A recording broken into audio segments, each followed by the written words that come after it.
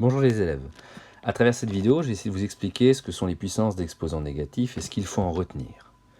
Avant ça, il faut avoir compris la notion d'opposé et la notion d'inverse, qui sont vraiment deux choses distinctes.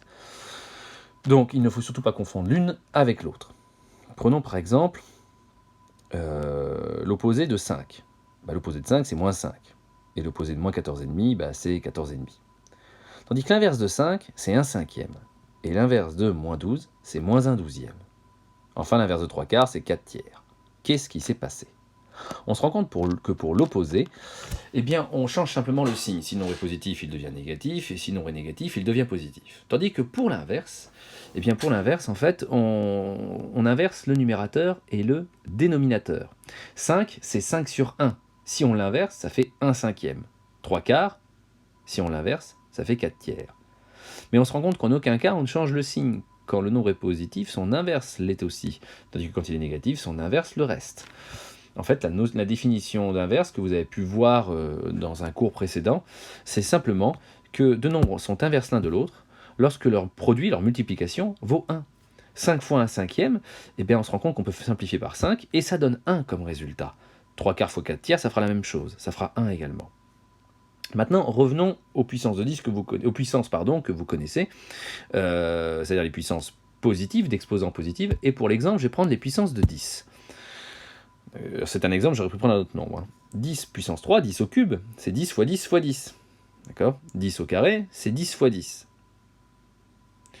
Ensuite, si on poursuit, 10 puissance 1, c'est 10, tout simplement. Et 10 puissance 0, on l'a vu, ça fait 1. On se rend compte que pour passer de chaque ligne à la ligne d'en dessous, on divise à chaque fois par 10. On simplifie, on enlève un facteur. Alors en toute logique, si on continue, 10 puissance moins 1, on va diviser 1 par 10. Ça fait donc 1 sur 10 puissance 1. Et puis 10 puissance moins 2, si on divise encore par 10, ça fait 1 sur 10 puissance 2. Donc on se rend compte qu'une puissance d'exposant négatif n'est pas l'opposé de la puissance positive. 10 puissance moins 1, c'est pas l'opposé de 10 puissance 1, c'est son inverse. J'ai inversé, j'ai écrit 1 sur 10 puissance 1. Et 10 puissance moins 2, c'est 1 sur 10 puissance 2. Donc la difficulté, ce qu'il faut bien retenir, c'est qu'une puissance négative n'est pas l'opposé de la puissance positive, mais son inverse. Et donc la définition, c'est que a puissance moins n, c'est l'inverse de a puissance n. 1 sur a puissance n.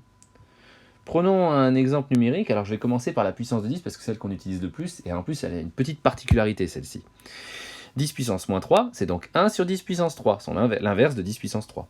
Ça fait 1 sur 1000, puisque 10 puissance 3, c'est 10 fois 10 fois 10, et puis l'autre moyen de le retenir, c'est que, et ça ce n'est valable que pour les puissances de 10, ce que je disais tout à l'heure, ce n'est valable que pour ça, 10 puissance 3, c'est un 1 suivi de 3 zéros.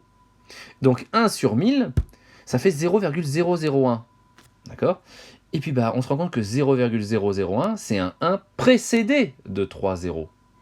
Donc les puissances de 10 positives, par exemple 10 puissance 3, c'est un 1 suivi de 3 zéros, tandis qu'une puissance de 10 négative, 10 puissance moins 3, c'est un 1 précédé de 3 zéros. Donc il ne faudra pas se mélanger là-dessus. Cet exemple-là n'est valable que pour les puissances de 10. Si maintenant je passe à une autre puissance, 2 puissance moins 4, c'est l'inverse de 2 puissance 4, donc c'est 1 sur 2 puissance 4, ça fait 1 16e, puis 1 16e en écriture décimale, ça fait 1,0625, ça tombe juste, ça s'arrête, il y a un nombre fini de chiffres après la virgule. Dernier petit exemple, c'est avec des nombres négatifs, moins 4, qui est négatif, puissance moins 3. C'est donc l'inverse de moins 4 puissance 3. D'accord ? Et ça fait donc 1 sur moins 4 puissance 3. Vous remarquerez que moins 4, qui était négatif au départ, reste négatif. D'accord ? Seul l'exposant a changé. Et donc ça nous fait 1 sur moins 64, puisque moins 4 au cube, ça fait moins 64. Voilà. Donc, dernière petite chose que vous devrez compléter dans la leçon, c'est un petit cas particulier, c'est a puissance moins 1. Alors, je pris A pour un exemple général. A puissance moins 1, c'est 1 sur A puissance 1. Ça fait 1 sur A. Ce qui veut dire que A puissance moins 1, c'est l'inverse de A. D'accord ? Alors, vous venez me dire, mais à quoi ça sert ? Prenons un exemple très concret, très concret notamment en sciences physiques. Eh bien, parfois, vous voyez les kilomètres par heure notés différemment, un peu bizarrement.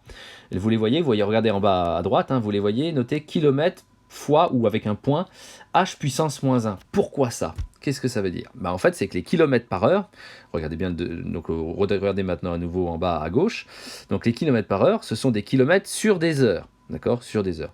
Finalement, si je connais un petit peu mes règles de calcul sur les fractions, ce sont des kilomètres fois 1 sur h, 1 sur des heures. D'accord? Mais on vient de voir que 1 sur h, c'est l'inverse de h, et ça peut se noter h puissance moins 1. Donc des kilomètres par heure, ce sont des kilomètres multipliés par h puissance moins 1. Vous pouvez voir cette notation parfois en sciences physiques. C'était juste pour faire le raccord avec les sciences physiques. Voilà. Voilà tout ce qu'il y a à retenir sur les puissances d'exposants négatifs.